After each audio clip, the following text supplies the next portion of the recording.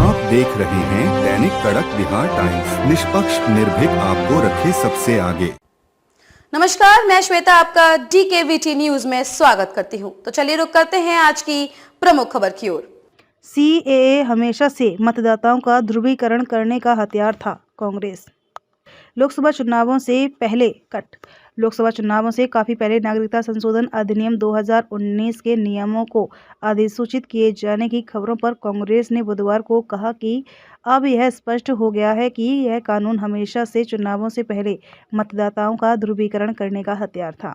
कांग्रेस महासचिव जयराम रमेश ने एक्स पर पोस्ट में कहा कि नरेंद्र मोदी सरकार ने दिसंबर 2019 में विवादित कानून को बुलडोज किया था। संसदीय प्रक्रियाओं के मुताबिक कानून को प्रभावी बनाने वाले नियम 6 माह में बना दिए जाने चाहिए, लेकिन इसके लिए 9 विस्तार मांगे गए और दिए गए।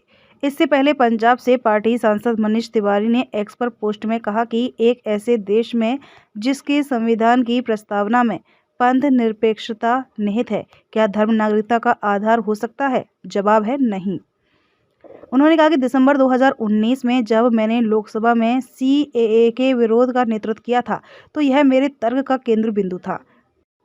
सुप्रीम कोर्ट के समक्ष चुनौती में यह प्रमुख प्रश्न है। कांग्रेस नेता ने कहा, कल्पना करें कि कल कोई सरकार यह तर्क दे सकती है कि धर्म नागरिकता का आधार होगा, यहाँ तक कि क्षेत्रीय रूप से जन्म स्थान या भारत के संविधान या नागरिकता अधिनियम में नागरिकता के लिए अन्य मानदंड नहीं होंगे। मनीष तिवारी ने उम्मीद जताई कि भारत के पड़ोस में धार्मिक उत्पीड़न पर काबू पाने के लिए उचित वर्गीकरण के नाम पर किसी अन्य प्रपंच का खाका तैयार नहीं किया जा सकता।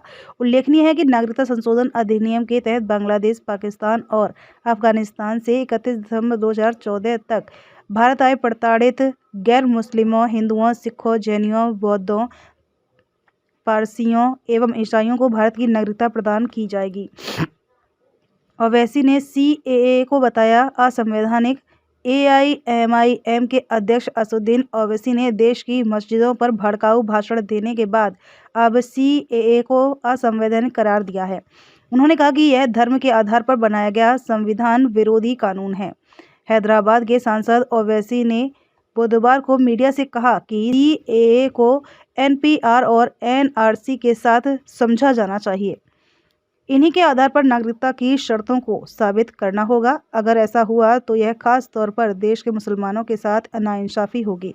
इसके अलावा दलितों और भारत के गरीबों के साथ भी अन्याय होगा। ओवैसी उन्हें मीडिया रिपोर्टों का जवाब दे रहे थे, जिनमें लोकसभा चुनाव के पहले ही CAA के नियमों को लागू करने की केंद्र की तैयारी की बात कही गई है। खबरों में अब तक के लिए बस इतना ही। फिर होगी आपसे मुलाकात ऐसी ही किसी बड़ी खबर के साथ। तब तक के लिए नमस्कार और देखते रहिए DKVT न्यूज।